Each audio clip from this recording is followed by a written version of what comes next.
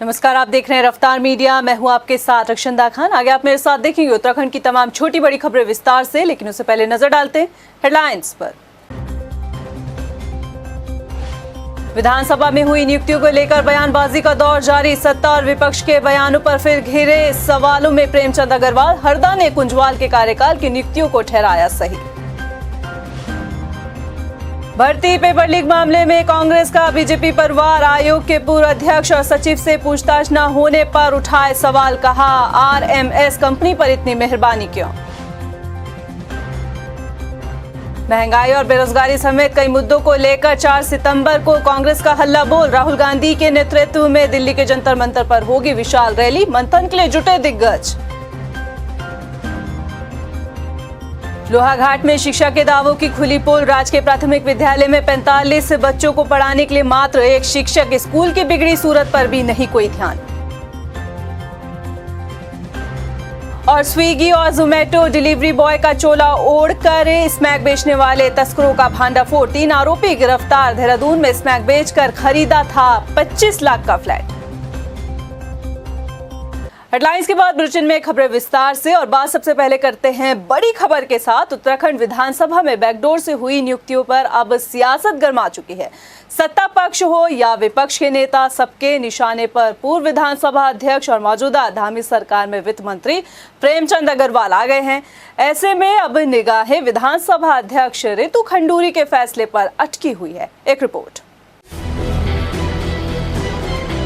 विधानसभा में बैकडोर से हुई नियुक्तियों को लेकर बीजेपी कांग्रेस एक दूसरे के कार्यकाल में हुई भर्तियों की बखिया उधेड़ने में लगी है। इस बीच पूर्व विधानसभा अध्यक्ष और मौजूदा धामी सरकार में वित्त मंत्री प्रेमचंद अग्रवाल सभी के निशाने पर हैं। सत्ता पक्ष के नेता हो या विपक्ष के, सब प्रेमचंद अग्रवाल के कार्यकाल में हुई नियुक्तियों पर उंगलियां उठा रहे हैं। इनमें सबसे पहला नाम पूर्व मुख्यमंत्री त्रिवेंद्र सिंह रावत का शामिल है। बकौल त्रिवेंद्र सिंह रावत का कहना है कि जब वो मुख्यमंत्री रहे तो उन्होंने विधानसभा में भर्ती को लेकर आए प्रस्ताव पर साफ तौर पर ये बात लिखी कि भर्ती पारदर्शी तरीके से होनी चाहिए। त्रिवेंद्र रावत ने भले ही सीधे तौर पर तो नहीं, लेकिन इशारों ही इशारों में ये जरूर जता दिया कि विधानसभा में भाई भतीजावाद के तहत नियुक्तियां हुई है। जब मेरे पास फाइल आई थी तो मैंने उस पर यही कहा था कि आप भर्तियां कर सकते हैं, लेकिन आयोग के माध्यम से नियुक्ति प्रक्रिया होनी चाहिए। हमने एक कोशिश की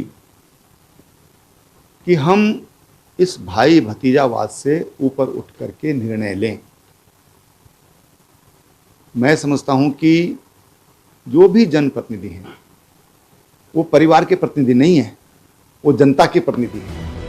दूसरी तरफ पूर्व मुख्यमंत्री हरीश रावत भी खुलकर प्रेमचंद अग्रवाल पर सवाल खड़े करते हुए ऐसी नियुक्तियों को अवैध बता रहे हैं। लेकिन पूर्व स्पीकर गोविंद सिंह कुंजवाल के कार्यकाल में हुई नियुक्तियों को हरदा ने सही ठहराया है।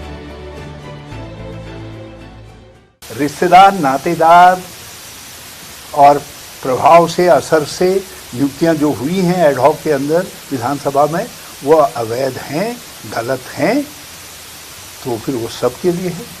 और मेरा मानना है अवैध नहीं भी हैं तो ये हरीश रावत कह रहा है इस बात को कि उनमें नैतिक बल नहीं। यदि विधानसभा और मुख्यमंत्री समझते हैं तो ऐसी सारी नियुक्तियों को 2000 से उन्होंने कहा है, जिस दिन से राज्य बना है अब तक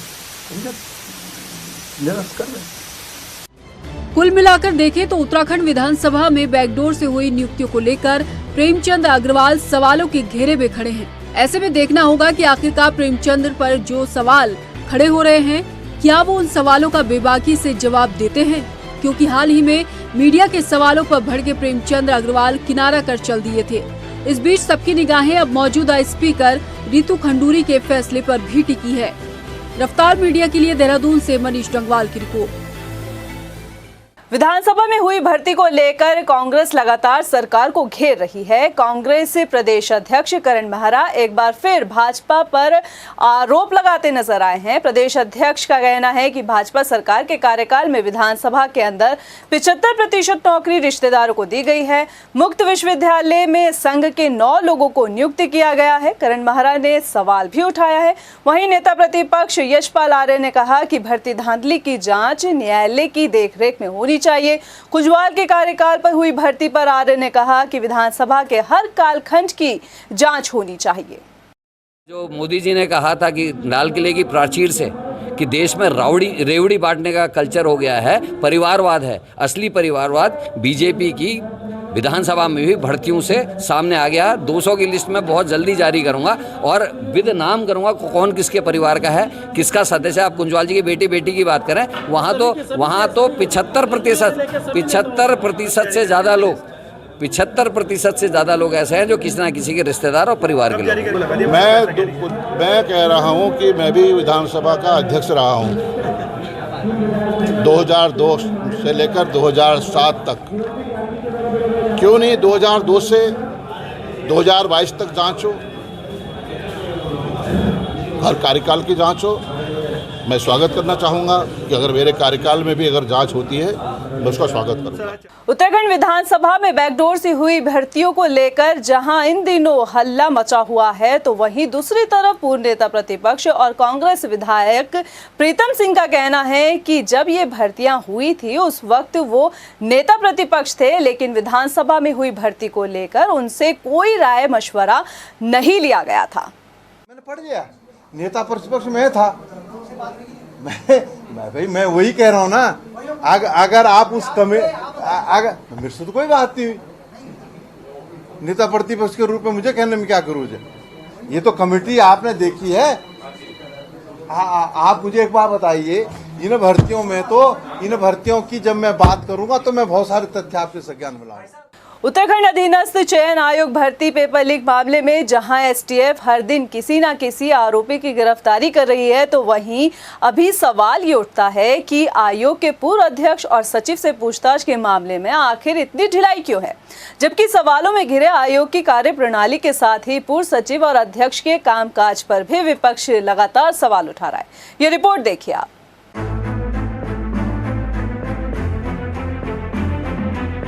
यूके भर्ती पेपर लीक मामले में विपक्ष लगातार आयोग के पूर्व अध्यक्ष एस राजू और पूर्व सचिव संतोष बडोनी को लेकर सवाल उठा रहा है।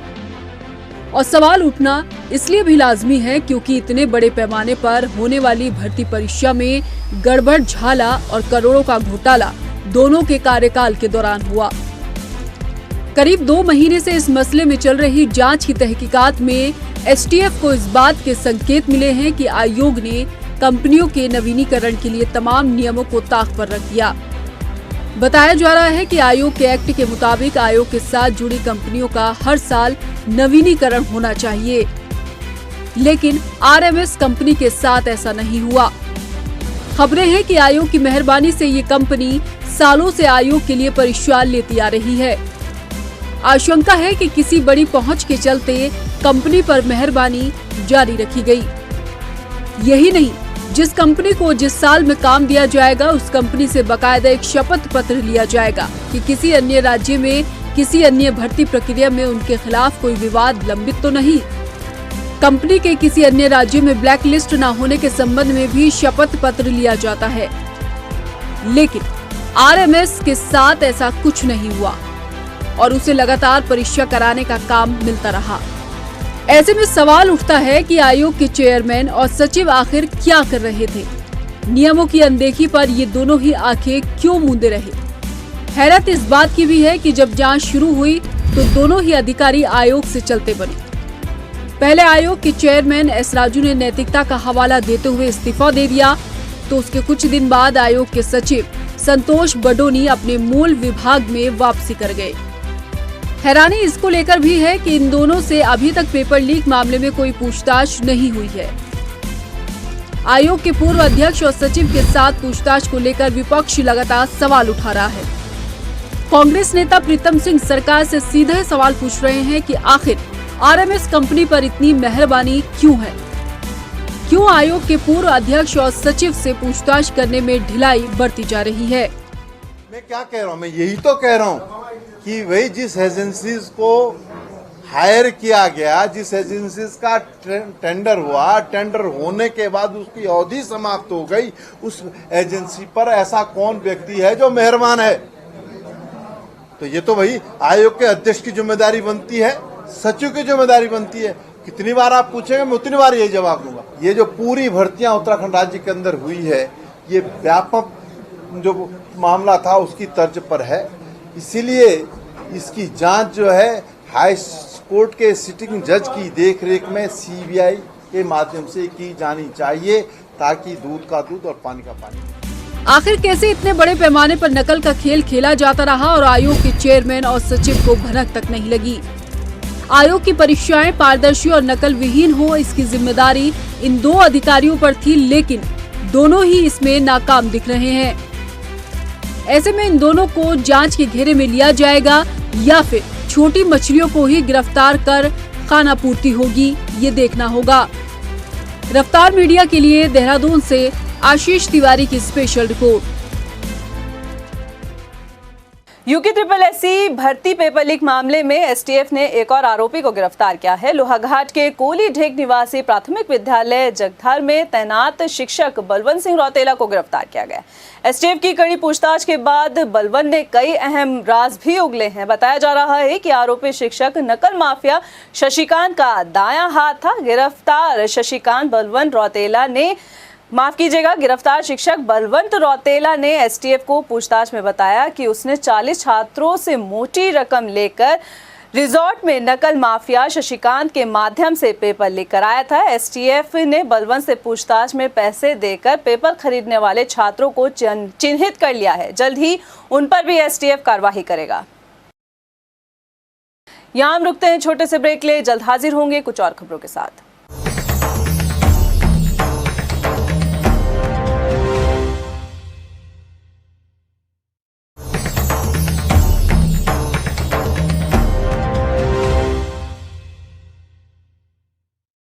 प्रदेश कांग्रेस इन दिनों 4 सितंबर को महंगाई, बेरोजगारी समेत तमाम मुद्दों को लेकर कांग्रेस नेता राहुल गांधी के नेतृत्व में होने वाली हल्ला बोल रैली को लेकर तैयारी कर रही है। हल्द्वानी में भी कांग्रेसियों ने दिल्ली के जंतर मंतर पर होने वाले आंदोलन को लेकर रणनीति बनाई। बता दें कि कांग्रेस कार्यालय स्वराज आश्रम में बैठक का आयोजन किया गया, जिसमें नेता प्रतिपक्ष यशपाल आर्य और प्रदेश अध्यक्ष करण महारा ने हिस्सा लिया। है महंगाई और बेरोजगारी के खिलाफ ये रामलीला मैदान दिल्ली में होनी है, जिसमें पूरे देश से कांग्रेस के सभी कार्यकर्ता, जागरूक नागरिक उसमें भागीदारी कर रहे हैं। और ये लोकतंत्र का एक महत्वपूर्ण हिस्सा है कि विपक्ष जो है लगातार राष्ट्र के संग हो रहे जो धोखे हैं उसके विरोध में सरकार को चेताने का काम करे। उसी के उपलक्ष्य में ये कार्यक्रम है। और गढ़वाल मंडल की बैठक हम पहले ले चुके हैं और आज करीब 24 तारीख को हमने गढ़वाल मंडल की बैठक देहरादून में ली थी और आज कुमाऊं मंडल के जिला अध्यक्षों को और वहां के पदाधिकारियों को बुलाया गया है। ये 4 तारीख की रैली की तैयारी है। वहीं भाजपा के प्रदेश अध्यक्ष महेंद्र भट्ट पौड़ी जिले के दौरे पर रहे। दौरे के दौरान महेंद्र भट्ट ने श्रीनगर में भाजपा की मंडल और बूथ स्तर के अध्यक्ष के साथ आयोजित बैठक में भी हिस्सा लिया, जिसमें कैबिनेट मंत्री धन सिंह रावत भी मौजूद रहे। बैठक में भाजपा ने आगे की रणनीति पर चर्चा की, साथ ही दिल्ली में होने वाले कांग्रेस के आंदोलन पर भी कटाक्ष किया। चुनाव चाहे लोकसभा चुनाव हो, हमारी पद्धति हमेशा बूथ स्तरीय होती है। उस पर हमारा कार्यकर्ता प्रभावशाली रूप से अपने संगठन कार्यक्रमों को लेकर जाए, जनता की योजनाओं को नीचे तक ले जाए। उस दृष्टि से मेरे प्रवास भी हैं और हम सब जगह हमारे बूथ के अध्यक्ष हैं, मैं उनसे अलग से मिल रहा हूँ, उनसे बातचीत हो रही है और मुझे पूरा विश्वास है कि आने वाले चाहे नगर पालिका के चुनाव, लोकसभा चुनाव में भारतीय जनता पार्टी नंबर 1 पर रहेगी। हम सब सीटें जीतेंगे। सेना में जेसीओ के पद पर तैनात लाल धर्मेंद्र गंगवार का पार्थिव शरीर लाल कुआं लाया गया, जहां सैन्य सम्मान के साथ जवान को अंतिम विदाई दी गई। धर्मेंद्र गंगवार की अंतिम यात्रा में लोगों का हुजूम नजर आया। भारत माता की जय के नारों के साथ लोगों ने नम आंखों से अपने जवान को विदा किया। आपको बता दें कि जवान लाल धर्मेंद्र गंगवार का निधन हार्ट अटैक की वजह से हुआ है।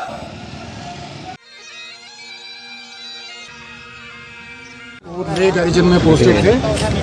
वहाँ पे हृदय गति रुक जाने से स्वर्गवास हुआ है और हम सब यहाँ पर उनको श्रद्धांजलि अर्पित करने के लिए यहाँ पे आए हैं। हमारे मुख्यमंत्री श्री पुष्कर सिंह धामी जी और हमारे रक्षा राज्य मंत्री श्री अजय भट्ट जी और माननीय हमारे महामहिम राज्यपाल श्री गुरविंद सिंह की तरफ से उनको श्रद्धा सुमन और पुष्प चक्र भेंट किए गए। भगवानपुर तहसील में एसडीएम कार्यालय के बाहर ग्रामीणों ने प्रदर्शन किया। ग्रामीणों का आरोप है कि प्रशासन गांव गांजा माजरा में मौजूद शमशान घाट को लेकर राजनीति कर रहा है। बता दें कि ग्रामीण शमशान घाट में अंतिम संस्कार वाली जगह पर छतरी का निर्माण निजी तौर पर करा रहे हैं, जिसकी शिकायत एसडीएम के पास आने के बाद निर्माण कार्य को रोका गया। एसडीएम का कहना है कि नियम के तहत कार्य को रोका गया है, इस वजह से ग्रामीण एसडीएम कार्यालय के बाहर प्रदर्शन कर रहे हैं। एसडीएम साहब ने स्टे दे दिया था हमारे शमशान घाट पे, और हम ही फिर एसडीएम साहब आए, उन्होंने हमारी बात सुनी। उन्होंने कहा है कि आप किस निधि से कार्य करवा रहे हो, उसका हमें लेटर जारी करें। हमने काम तो भाई अपने उससे करवा रहे, गाँव वालों का ऐसा भाई किसके पीछे फिरेंगे, यहाँ नेताओं के जब नहीं दे रहा कोई पैसे अपने आप बनवा देंगे। तो हमने वो एक लेटर दे दिया, भाई अपने आप बनवा रहे। अभी इन्होंने कहा जी इस लेटर पर भी नहीं मैं सैंक्शन कर सकता है, वो तोड़ सकता आपका। हमारा अभी भी यही डिसीजन है, जब तक ये स्टे नहीं तोड़ेंगे हम लोग यहीं अनिश्चितकालीन धरने पे बैठे रहेंगे। कुछ ग्रामीणों द्वारा इसमें लिखित में शिकायत की गई कि वो निर्माण कार्य अवैध है, तो इनसे बात की गई तो इनके पास कोई भी सक्षम अधिकारी से अनुमति नहीं पाई गई है, तो ये इसलिए इसमें इंतरिम रोक लगा दी गई है। तो इसी संबंध में काफ़ी सारे ग्रामीण यहाँ पर आए थे और उन्होंने यहाँ पर नारे भी लगाए और मुर्दाबाद के नारे लगाए, और कुछ ने मेरे अपने कार्यालय में आने से रोका भी और अभद्रता भी की। तो इस संबंध में पुलिस को निर्देशित किया गया कि इस तरह के जो उपद्रवी एलिमेंट है उनको चिन्ह करके उनके खिलाफ कार्रवाई की जाए। साथ ही इस प्रकरण की जो भूमि को लेकर विवाद है उसकी जाँच तहसीलदार और एसओसी से कराई जा रही है, उसके बाद ही अग्रिम कार्रवाई की जाए। देहरादून में पुलिस ने स्विगी और जोमेटो डिलीवरी बॉय की आड़ में स्मैक की तस्करी करने वाले गिरोह का भांडाफोड़ किया है। देवबंद निवासी 3 आरोपियों को पुलिस ने गिरफ्तार किया है। आरोपियों के कब्जे से 70,000 रुपए की स्मैक, 3.5 लाख रुपए नगद बरामद किए गए। साथ ही ऑल्टो कार और 4 मोटरसाइकिल भी बरामद की गई है। पुलिस की तरफ से आयोजित की गई प्रेस कॉन्फ्रेंस में इस बात का भी खुलासा हुआ कि चोरी का मोबाइल और स्मैक बेचकर आरोपियों ने देहरादून में 25 लाख रुपए का फ्लैट भी खरीदा था। उसको जब तहकीकात किया गया तो उसमें लगभग 40 वीडियो फुटेज का खंगाला गया। खंगालने पर जो है एक मोटरसाइकिल के टेस्ट आउट करने पर जो है 3 अभियुक्त इसमें पकड़े गए हैं। 25 लाख का एक प्रॉपर्टी का, एक ज़मीन का भी कागज़ मिला है जो कि उन्होंने इसमें बेच करके खरीद करके जो है अर्जित किया गया, एक प्रॉपर्टी का कागज़ मिला है। इसको हम फर्दर एग्जामिन कर रहे हैं अभी, और जिनसे उनको अरेस्ट करने के बाद जो तथ्य मिले हैं वो विवेचना का प्रश्न है, उसको हम और डेवलप कर रहे हैं, और उसको हो सकता है कि और उसमें लिंक मिल करके उसमें और चीज़ें हमको प्रकाश में आए। टनकपुर में पुलिस प्रशासन ऑपरेशन मुक्ति अभियान के तहत लगातार भिक्षावृत्ति और बाल श्रम के खिलाफ अभियान चलाए हुए है। बच्चों को शिक्षा के साथ जोड़ने को लेकर अब नुक्कड़ नाटक का भी सहारा लिया जा रहा है। पुलिस प्रशासन ने बाल श्रम को रोकने के लिए हेल्पलाइन नंबर 112, 1090 और 1098 जारी भी किया है। ये एक उत्तराखंड पुलिस के द्वारा चलाया गया मुहिम है, जिसमें कि हमें भिक्षा नहीं और शिक्षा बच्चों को देनी है। जो भिक्षावृत्ति में इन्वॉल्व है बच्चे या जो बाल श्रम में इन्वॉल्व है उनको सही दिशा देनी है। उसको लेके आज यहाँ पर हम एपीजे अब्दुल कलाम में सभागार में यहाँ पर बच्चों के द्वारा कुछ नृत्य नाटिकाएं और कुछ नुक्कड़ नाटक वगैरह इनके तहत प्रस्तुत करके समाज को वो मैसेज दिया गया कि हमें बच्चों को जो भिक्षावृत्ति मिलती है उनको वहाँ से निकाल कर उनको शिक्षा की तरफ ले जाना है, उनको आगे उनका जो नेचुरल डेवलपमेंट है उसकी तरफ। श्रीनगर में दोस्त ने अपने ही साथी को मौत के घाट उतार दिया। पुलिस के मुताबिक मृतक की 22 अगस्त को गुमशुदगी की रिपोर्ट दर्ज कराई गई थी। मामले पर जांच करते हुए पुलिस ने मृतक के दोस्त से पूछताछ की, जिसमें खुलासा हुआ कि आरोपी अनुसया प्रसाद की मृतक के साथ कहासुनी हुई। नशे की हालत में आरोपी ने युवक को अलकनंदा नदी में धक्का मार दिया। वहीं मामले में पुलिस को गुमराह करने वाले एक और साथी को हिरासत में लिया गया है। 4 लोग थे जो आपस में दोस्त थे। तो ये 22 तारीख को रात को शराब पीकर बैठे हुए थे। इनमें से 2 लोग तो अपने घर को चले गए थे। उससे बातचीत करते करते में उसको पुल से नीचे फेंकने की बात आई है, जो इन्होंने अपने बयानों में कबूला है, और इस पर विवेचना की जा रही है। और दोनों इस अभियोग में 302 के अभियोग में हिरासत में लिया है और जिन्हें माननीय न्यायालय पेश किया। रुद्रपुर के आजाद नगर में कबाड़ की दुकान में मौजूद सिलेंडर में जहरीली गैस का रिसाव हुआ। गैस रिसाव होने की वजह से आसपास के लोग इसकी चपेट में आ गए। आनन फानन में पुलिस को सूचना दी गई, साथ ही लोगों को पास के स्वास्थ्य केंद्र में भर्ती कराया गया। मौके पर पहुंचे प्रशासन ने एहतियाती कदम उठाते हुए सिलेंडर को डिस्पोज किया। वहीं अस्पताल में मौजूद लोगों का भी हाल जाना। गनीमत ये रही कि हादसे में किसी के हताहत होने की खबर नहीं है। एरिया जहाँ पे कोई व्यक्ति व्यवसाय कर रहा था और इस तरह का सिलेंडर ले आया तो नॉर्मली आबादी में नहीं लाया जाता है, तो ऐसे लोगों के खिलाफ कार्रवाई की जाएगी और जितने भी रेजिडेंशियल एरिया तो इसमें इस तरह की गतिविधियाँ प्रतिबंधित की जाएंगी और आज से इस तरह का अभियान चलेगा। और उसके साथ साथ क्योंकि ये छोटा एक इंसिडेंट है तो इससे भी हम लर्निंग लेंगे, क्योंकि मेजर हमारे जितने रेस्क्यू टीम्स गई थी वो भी इसके कांटेक्ट में आई हैं। और पर ये अच्छी बात है कि वो बिना अपनी परवाह किए बिना वो तत्काल मौके पे गई और उन्होंने जो बड़ी आबादी में जो पैनिक फैलता है या उनको दिक्कत होती है उसको रोका। उधम सिंह नगर जिले के केलाखेड़ा में कार और ट्रक की भिड़ंत में कार सवार 3 लोग घायल हो गए। घायलों को इलाज के लिए काशीपुर के निजी अस्पताल में भर्ती कराया गया। पुलिस ने कार और ट्रक को अपने कब्जे में ले लिया है। सीओ वंदना वर्मा ने बताया कि मामले में जांच की जा रही है और तहरीर मिलने पर आगे की कार्यवाही की जाएगी। केलाखेड़ा में ये हादसा हुआ है, इसमें एक ट्रक के पीछे एक कार लगातार उसमें फंसी हुई सी चली जा रही थी। उसके बाद इसमें ये ट्रक चालक को जब रोका गया तो ट्रक चालक बैरियर तोड़ के इसमें फ़रार हो गया है और जो कार है उसको उसमें कार चालक और उसके परिवार उसमें 3 लोग थे। इन लोगों को पुलिस के द्वारा निकाला गया है और इनको हॉस्पिटल पहुंचाया गया है, इनका इलाज किया जा रहा है और जैसे इसमें तहरीर प्राप्त होती है इसमें अग्रिम कार्रवाई की जाएगी। फिलहाल इसमें जो ट्रक है वो पुलिस के कब्जे में है। घनसाली में आपदा से हुए नुकसान को लेकर विधायक शक्तिलाल ने समीक्षा बैठक की। बैठक में आपदा से प्रभावित हुए ग्रामीणों को उचित मुआवजा देने को लेकर चर्चा की गई। बता दें कि इस बैठक में कई लोग मौजूद रहे।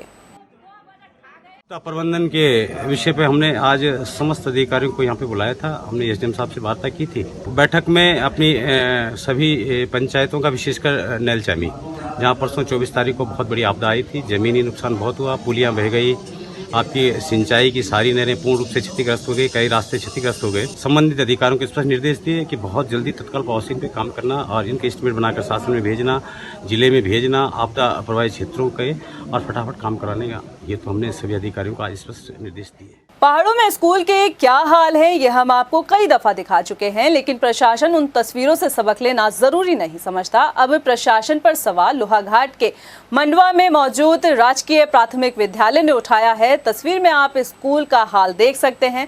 इस राजकीय प्राथमिक विद्यालय में 45 बच्चे पढ़ने आते हैं, लेकिन स्कूल में छात्र छात्राओं को पढ़ाने के लिए केवल एक ही टीचर मौजूद है।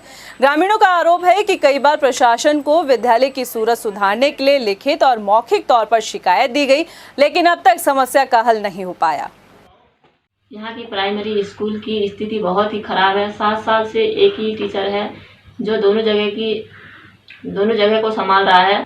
हमने बहुत बार को भेजा मौखिक रूप से लिख के और बोल के, किसी ने कोई जवाब नहीं दिया और अगर आगे को इसकी सुनवाई नहीं की गई तो हम आगे को जाएंगे। इसकी जिम्मेदारी शासन प्रशासन की होगी। राज्य का नैनीताल जिला पर्यटन के लिहाज से अपनी अलग पहचान रखता है। जिले की खूबसूरती को देखने 12 महीने यहाँ पर्यटक आते हैं। यहाँ रहने वाले ज्यादातर लोगों का कारोबार पर्यटन से जुड़ा हुआ है।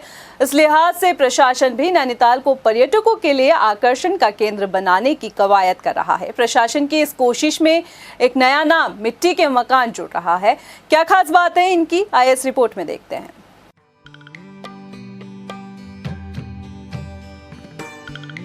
नैनीताल जिला पर्यटन के लिहाज से आकर्षण का केंद्र है। देश ही नहीं दुनिया के कोने से यहाँ पर्यटक आते हैं। इस लिहाज से प्रशासन जिले को पर्यटकों का आकर्षण का केंद्र बनाए रखने की कवायद करता रहता है। प्रशासन की अब इस कोशिश में गांव में बनाए जा रहे मिट्टी के घर हैं, जिसे मिट्टी का घर नाम दिया गया है। ये प्रकृति के सौंदर्य को खुद में समेटे हुए हैं। इतना ही नहीं, उत्तराखंड की संस्कृति को भी आप मिट्टी के घरों में देख सकते हैं। हालांकि प्रशासन ने पर्यटकों की सहूलियत को ध्यान में रखते हुए हर सुविधा के साथ मिट्टी के घर को मुकम्मल किया है। आपको जानकर हैरानी होगी कि मिट्टी के बने ये घर सर्द मौसम में जहां गर्म होंगे तो वहीं गर्मियों में उतने ही ठंडे। बर्फ का असर भी मिट्टी के घरों पर नहीं होगा। नैनीताल जिलाधिकारी धीराज सिंह गर्ब्याल की माने तो पर्यटन को बढ़ावा देने के लिए जिले में मिट्टी के घरों को बनाने की पहल शुरू की गई है। प्रशासन ने इन घरों के निर्माण के लिए गीली मिट्टी फाउंडेशन की मदद ली है। घरों को एक अलग आर्किटेक्चर के साथ तैयार किया गया है। नैनीताल जिले में करीब 17 किलोमीटर दूर गांव में गीली मिट्टी फाउंडेशन मिट्टी फार्म की तरह इन मिट्टी के घरों को बनाएगी। उसमें हम लोग इस बार से एक पूरे गांव को टेकअप कर रहे हैं। तो प्रथम चरण में लगभग 5 गांव को हम लोग टेकअप कर रहे हैं, जिसमें पंगोड़, मुक्तेश्वर, धारी, ओखलकांडा इस साइड के गांव होंगे। और जो उसमें निर्माण में जो धनराशि का खर्च है वो काफ़ी कम है। एक तो इको फ्रेंडली है और बड़ी जल्दी आपका बन जाता है। गर्मी के समय में ठंडा रहेगा और जाड़ों के समय में गर्म रहेगा। और साथ में जिस फाउंडेशन से हम लोगों ने MOU किया है उसका नाम है गीली मिट्टी फाउंडेशन, और ये बहुत अच्छा काम करती है ग्रामीण क्षेत्रों में। रफ्तार मीडिया के लिए हल्द्वानी से योगेश की रिपोर्ट। लक्सर में अवैध खनन पर कार्रवाई करते हुए वाहन को सीज किया गया है। सीज किए गए वाहनों में 3 ट्रैक्टर ट्रॉली और 1 डंपर भी है। आरोपियों पर नियम के मुताबिक कार्रवाई की जाएगी। लक्सर क्षेत्र अंतर्गत रात को अवैध रूप से परिवहन करते हुए 4 वाहन पकड़े गए हैं। 3 ट्रैक्टर और 1 डंपर है, उनको सीज किया गया और सीज करने के उपरांत नियमानुसार खनन अधिनियम के तहत कार्रवाई की जाएगी। फिलहाल के लिए इस बुलेटिन में इतना ही। मुझे दे इजाजत, लेकिन चलते चलते नजर डालते हैं हेडलाइंस पर। नमस्कार। विधानसभा में हुई नियुक्तियों को लेकर बयानबाजी का दौर जारी। सत्ता और विपक्ष के बयानों पर फिर घिरे सवालों में प्रेमचंद अग्रवाल। हरदा ने कुंजवाल के कार्यकाल की नियुक्तियों को ठहराया सही। भर्ती पेपर लीक मामले में कांग्रेस का बीजेपी पर वार। आयोग के पूर्व अध्यक्ष और सचिव से पूछताछ न होने पर उठाए सवाल। कहा, RMS कंपनी पर इतनी मेहरबानी क्यों?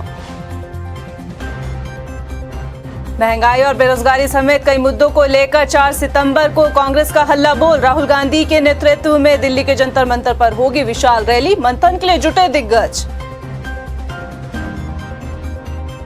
लोहाघाट में शिक्षा के दावों की खुली पोल। राजकीय प्राथमिक विद्यालय में 45 बच्चों को पढ़ाने के लिए मात्र 1 शिक्षक। स्कूल की बिगड़ी सूरत पर भी नहीं कोई ध्यान। और स्विगी और जोमेटो डिलीवरी बॉय का चोला ओढ़कर स्मैक बेचने वाले तस्करों का भांडाफोड़। 3 आरोपी गिरफ्तार। देहरादून में स्मैक बेचकर खरीदा था 25 लाख का फ्लैट।